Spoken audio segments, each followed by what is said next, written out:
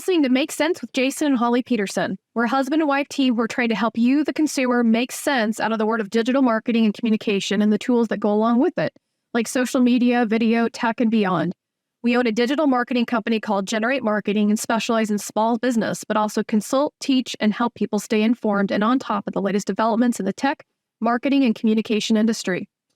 So thanks for joining us today. We have a couple of topics for you that we want to go over.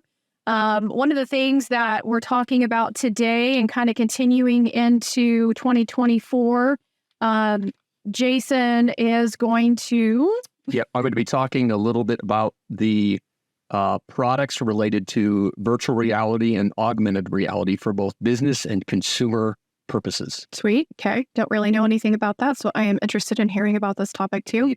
And then I am going to go ahead and start talking today initially about continuing to fact check on social media and constantly being, I don't know if weary is the right word, but just cognizant of the fact that not everything that comes over the social feeds is legit fact-checked information.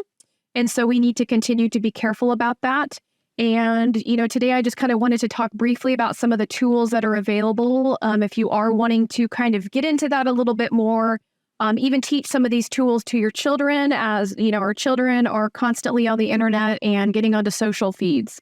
So one of the key things that you can look for as you're thumbing through your social feeds and kind of going through your various platforms is one of the things that fake media likes to do is, or trolls for that matter, this is including comments even on, say, an article or a post, is they want to always evoke a very emotional response. Sometimes it's an amazing emotional response, a good emotional response. Sometimes it's a very negative, visceral response. Anything that triggers that kind of emotion within you is an immediate checkpoint. You need to say, hey, wait a minute. Number one, why is this evoking such an emotional response? And number two, this is a red flag. This is one of the key goals of trolls and for fake news outlets, et cetera, to do. And it's specific to kind of sending you down a certain rabbit hole and direction as it relates to whatever the posting content is that's grabbing your attention. So again, whether it's good or whether it's bad, you want to make sure that that's something that you're taking note of, okay? And one of the things you can do to fact check it, very simple, is you can literally copy and paste the exact post into Google to do a search on it or whatever your preferred search method is. And if you do that, it will literally come up and let you know immediately, where is the source of this article? Is it legitimate? Are the facts pertaining to this information correct, made up, etc.? So that is something that I would highly recommend. It's very simple to do before you go down that rabbit trail that they're wanting you to go down for whatever reason. Go ahead and make sure that you're checking it in that respect, okay? One of the other things that you can do too is get onto a couple of different places that actually exist completely and only to do this very thing of fact checking and proofing sources and materials. That first one, and I'm sure many of you have heard about this one, and it's been around for a long time, is Snopes.com. So it's just Snopes.com. Whether it's urban legends to some of those latest articles that are, again, emotional, evoking some of that reaction, they are there and they are on it and they're already looking at that material for you. So you can access that there. The other one that's a big one is called pointer.org, and that's poynter.org. They're doing the same thing, and they are more specific to some of that social media content, those posts, those articles, again, that are meant to kind of grab your attention and really kind of evoke that emotional response on some level. Again, when it comes down to it, a lot of it's going to be all about the source of that material. So depending on who that source is and what their agenda is, because many of these things, just like health studies, for example, if you have a health study that comes out about how sugar is actually good for you, and it comes out it's from, the sugarindustry.org, we all know that's probably going to be a little bit of a sussy situation. But that's true for anything. So the same thing applies here. Check the sources, see where the origination of the content is, and yeah, you're going to be off to a great start. And it's also going to help you as you get into that habit of viewing your feed in a lot different way. And I would say, and Jason, you could chime into this because you've experienced it too, but there is something to making sure that you are constantly curating new content on your feeds. I know that it doesn't necessarily mean that you need to comment or like, but there are tools now that says, I don't want to see this, or I want to see less of this, or this does not apply to me. So if you find for some reason that you're seeing a lot of garbage in your feed, you have not only the responsibility as a user, but you have the ability to make sure that your feed is giving you much better curated content, and it's doing a service to helping weed out some of that garbage and bring some of those trolls, those crap sites down. Yeah, absolutely. I think I've had a lot of people complain, oh my gosh, I stopped using Facebook because of all the crap that it sends. And to your point, for me, or whether it's, again, let's just say you've got a good friend that's maybe posting a bunch of stuff that is a little more inflammatory. You can do things now where we all have them. Right. So you don't have to unfriend them, but maybe just don't see the stuff. So I agree with you. Anything that's out there that's trying to evoke an emotional response tends to have an agenda. I don't care what your belief system is. But the bottom line is you can essentially say, don't show this to me, ads, content, whatever the case is. And for me, that has allowed me to have a fairly clean feed. And it's more enjoyable. It's more enjoyable. Yeah. Because I think at the end of the day, at least in my opinion, specifically with Facebook, I do not look at Facebook as a source for news. I know that they have tried in some cases, and there's probably instances where, but generally speaking, I look at social media as, family pictures from Christmas. So I think you need to be cognizant of the environment that you're consuming the content from and what is it really about. So I think when people look at it that way, it tends to sort of change the expectation and the desired outcome of, what am I really on here for? Let's think about that. But it is something like we're trying to teach our kids and everybody we come into contact with at our business is just do your due diligence, right? Those fact-checking sites are really, really helpful. But again, I think you have a lot of control now to curate and make sure that you're getting stuff that you want and get rid of the stuff you don't want. And please, please, please, if you're one of those repost, reshares, please check that content that you're resharing. You don't want to be part of the problem. I mean, if it comes down to it, you're resharing information that isn't legit, that hasn't been fact-checked. You don't want to be part of the problem. Let's all be part of the solution. I totally agree. We have a much greater responsibility now. It's no different than in our last segment, we talked about the responsibility we have as parents to help our kids use things correctly. We have the same responsibility as adults. So these are the kinds of things that if we're not thinking about it, we can kind of get sucked in. Yep. There's a lot of negativity out there. Absolutely. All right, Jason, tell us more about VR. So this has been something I've been fascinated. Myself, Jack, and I have been talking about this for, oh my goodness, probably the last 12 years. It began many, many moons ago when we saw them come up with Google Glass and this idea of having a device in which you could interact in a virtual space. Well, as expected, it was so far ahead of its time, and there were so many issues, and the technology wasn't good. It was completely like an epic failure. So during this time, there is sort of two things happening at once. One is what we call augmented reality. So for those that did the games with like Pokemon Go, where you'd literally go around and you'd hold your phone up and then it would show something. Or like if you're, say, using IKEA, and you hold your phone up and it can place a picture of the furniture in your living room. So augmented reality is where you're using the lens to look through and it places an item or so forth or whatever inside of that space. The other is virtual reality, which is literally you're inside of a space. You're not necessarily seeing what's going on here. You're literally like in another world. Okay. So these two things have simultaneously been happening for the last, like I said, 10 years. And I would say the virtual reality has sort of gone the route of gaming. So Facebook got on board quite a while ago. It's changed its name. Its original name was Oculus. It's now changed itself to MetaQuest.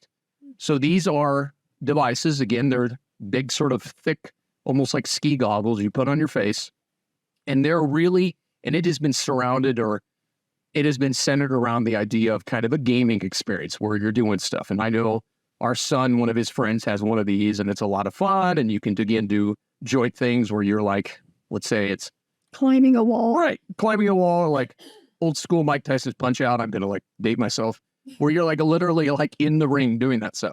So, Well, isn't the idea that you're almost doing something physical? Right. Like you're literally kind of like doing the motions of you're doing physical. something, correct. Yeah. So it's again taking the, again, from the gaming perspective, the Nintendo Wii started off where you could like move stuff around and you'd use it where you're interacting with this. Now you're like in a virtual space, okay?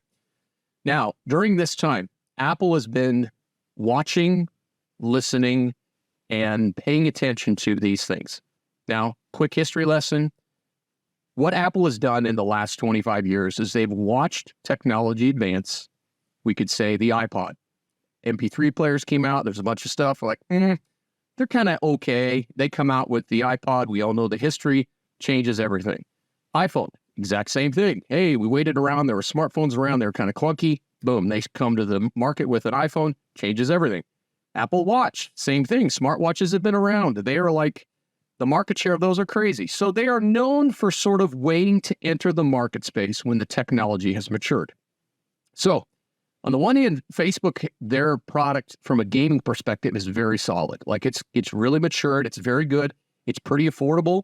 They do have a higher end line that is meant to be sort of office production focused, but quite frankly, I don't see that being remotely relevant because Facebook's not in the business of business software. It's a social platform. So it's like $500, give or take, for the Facebook one. Now, this Apple one, they released, call it demo of it, earlier this year, called the Apple Vision Pro. Now, this first iteration coming out is not cheap. Okay, it's like $3,000. But I look at this as a beta product. Okay, now here's the thing this is going to do, and I am telling you again, for those, when I've talked about this with Jack, when we think of, for those that have gone to the Avengers movies and we see Iron Man and Hulk using stuff, or, Iron Man with Jarvis, and you've got like the virtual stuff with screens. This is what I'm talking about. So Apple is marrying this sort of immersive experience with augmented reality with virtual reality. And it is absolutely crazy. Everything from consumer. So for example, I want to watch a movie. I got these suckers on. I'm literally in the movie. So it's almost like an IMAX experience where I'm literally like in the middle of it. It's absolutely bonkers. So that's part of it. The other part of it is like, hey, I'm working on my Mac. I mean, I know for both of us, I use Windows, you use your Mac. You would literally be sitting there and you could have a screen the size of 15 feet. Sounds like sensory overload. Well, and what you can do is you can move things away so you only have one little thing you're looking at. Mm-hmm. So it could be, a spreadsheet. You could be sitting there, or a Word doc for a design. So you're still interacting with a computer or a keyboard or whatever the case is, but you have this interactive space, which you can see, your room and everything like that, but it's got these virtual screens up. Wow. Okay.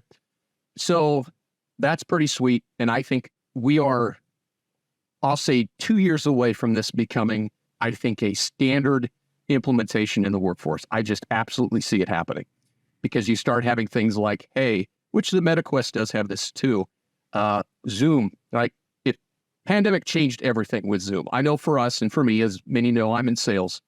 I have so many conversations now with people locally, regionally, and nationally where we do a Zoom call because we can see each other. Google's been working on this technology, Facebook has, and Apple is, but the bottom line is you'll be able to like stand right there and sit in a virtual space in a table next to that individual where it's like you're right in the same room. That stuff's happening. This sounds like that show Upload on Amazon. Yes, which is a great show. It's totally awesome, totally hilarious. The virtual meetings. Like I totally recommend it, and so does Ollie. So you have this, because the technology is improved, you've got this. Now, this to me was the tipping point that Apple didn't talk about, that I discovered, and I talked a little bit about with Jack a couple months ago, was immersive video. All right. So at the end of the day, Apple is a consumer product company. Obviously, these products are used for work and businesses, but they focus around the consumer experience. So the thing that I know I do, and I'm sure people make fun of me for, is I take photos and videos all the time. I'm obviously a videographer and a photographer, but with our family, I mean, goodness gracious, my kids are going to have a thumb drive. Our kids are going to have a thumb drive someday of all the videos and photos. So with the iPhone 15 and newer, by default, video is captured in what's called an immersive format. Okay, what does that mean? That means that all of those videos that you take could be viewed through the Vision Pro, where you are standing in the environment of the video shot. That's insanity. So basically, it's like you're reliving it. Correct. So I can go back to, and again, there's stuff at Hollywood, you've seen these in movies, where I can go back in a memory. So, I mean, again, let's just say this, everybody's got grandparents or loved ones and stuff, and 10 years later, they're not around. You could literally go back into that environment in that moment and live that moment and be right there and sit with them, and you can't talk to them, obviously. So Apple's looking at this, I like the word three-dimensional chess. They're looking at it from a lot of angles, for both productivity, from user experience, and again, let's be honest, the emotional heartstrings, right? Well, it sounds to me too like there's a healthy dose of some of this escalation of AI involved here too. Absolutely. So, Apple's using a lot of this machine learning and the stuff they've been doing. I mean, I think the thing that everybody has to know, and this is a side tangent, this AI stuff has been going on for a long time. Sure. It's kind of, gotten crazy in the last 12 months. But all of this stuff is happening, and it's allowing them to do these kinds of things where it processes this stuff real time. So the million-dollar question is, does the Apple product become the de facto standard like the iPhone and the iPod and the Apple Watch? I don't know. At this point, the price point is cost prohibitive. I think the high-end Facebook one is like $9.99. So they're going to have to get that price point down to obviously improve that experience. So I think the Apple product, it's going to take a full year. This is sort of that like, hey, we're testing the waters. It's those early adopters. We're going to get feedback. I mean, to be honest with you, I'm a little surprised they've entered the market at such a high price point. It sort of seems counterintuitive to the way Apple's doing it, but I think because things are happening so quickly, they want to make sure that they've carved out a space. But I'm really excited about this. I think it is a fascinating, and again, of all the tech companies, clearly, they all have an agenda, they all make money, but most of the companies, with the exception of, I'd say, Microsoft and Apple, are advertising companies. Amazon, Facebook, you are the product. With Apple specifically, privacy is one of their big priorities. So for me, if I'm trying to trust, or Google Google is the other one that's big in advertising. If I'm trusting a company right now as it relates to the privacy, they're probably the one that I would put my money down. Sure. Yeah. So it's exciting. It's fascinating. I'd say the last thing I did want to add that Meta mentioned is they've actually created a Ray-Ban sunglasses, which is the Google Glass. So, well, see, and that's my thing. Like, it does not sound attractive for me to use any sort of VR headset. It just looks huge. It looks clunky. It seems to really shut you down from the true world around you. And that is not my personality. And so that bothers me, that idea. If it was more a situation where you could just slip on some glasses like I already wear periodically anyway, then fine. Yeah, I could see myself interacting on that level. But I don't want this clunky headset where it's like I'm totally shut off from the world. Right. And that's some people probably like that. That's not my bag. And I think that's exactly what's going to happen. I totally believe that this trajectory of how technology evolves is just a matter of time. And that's also like in that show Upload. It's like sunglasses. They just slip on quick. That's right. Yeah. So again, there's a lot of, I'd say, bad news related to technology. This is kind of exciting. It's interesting. It's, we talk a lot about our lives and how our children's lives and our children's lives are going to be different. And just this dynamic of this augmented virtual reality dynamic is going to change the way we interact. And we're just going to keep a pulse on it and see what happens. Cool stuff. All right. So finally, our listener question today is, does it make a difference to update my website regularly? Short answer, yes. Yes. I'll let you chime in here, Jason, but I would say just from a pure standpoint of content and just kind of giving Google and some of those other obvious search engines out there the ability to constantly read your site, one of the things they reward you for is updated information. And so the short answer is yes, absolutely, even if it's a simple blog post that you're putting up once a month. And again, as in the previous episode, there are ways that you can tap into AI to kind of get that content if you do not have time or resource yourself to do it, and provide some updated information on your website. Jason, feel free to take it from here. Yeah, I mean, one of the most common questions I asked, how do I get on the top 10 of Google? This is something I hear all the time. All the time. And the term that has been used over the years is search engine optimization, which, again, I'm not a big fan of that term because I don't think it's very accurate. Which is that whole SEO thing. SEO. Yeah. But as it relates to the way Google works right now, the number one SEO strategy is to update your site. Now, I think what we're encouraging with the AI side of it is, okay, let's say there's a blog post you want to do about tips related to lawn care, and you just need some prompts. So I'm not a fan of just copy pasting out of ChatGPT, but use that as a starter. Edit it to what you think. Exactly. So you're not starting from scratch. So I think that's the benefit to the AI tools right now as it relates to content, is use that as a starting point. So, but the bottom line is, yeah, SEO 101. I mean, literally, I would say if I broke it into a pie, it's updating your site's about 75% of it. Yeah. I would also say, too, think about it from the user standpoint. Even yourself as a user on another website, it's kind of off-putting when you go to a website, especially for the first time, and you can tell immediately that the content has not been updated. So, hey, you go to their what's new section, etc. The last thing they have in there is a PR release from 3 years ago. And I'm not saying necessarily that, say, that information is not relevant. It's not fresh. It's not updated. It doesn't show an active company. That would be the thing that you need to think about. How is this coming off to your user? If you feel that it's not fresh enough, or it's not really showcasing who you are as a team, perhaps, or the products that you offer, or say location, branding, etc., probably need to take a look at that and say, what can we do to not only improve this, but what does it look like from a content standpoint? And that's something that Google can read. And just a reminder, Google reads video and Google reads pictures. So don't think that you can go, smack up a bunch of commercial kind of catalog photography on there that's not necessarily you specific and your brand specific, and that's going to get you where you need to be. Now, perhaps you might need to hire a photographer. Perhaps you've got someone on staff that can take some updated photos of everybody. Honestly, as long as it translates well on the website, it doesn't matter if it's professional or not. Get some new pictures up there. Tag those pictures. Make sure that Google can read that. All of that's really important. Yes. Yeah. Update content, but consider the quality of it. I mean, at the end of the day, we say we're auditioning to Google to say, hey, take me seriously.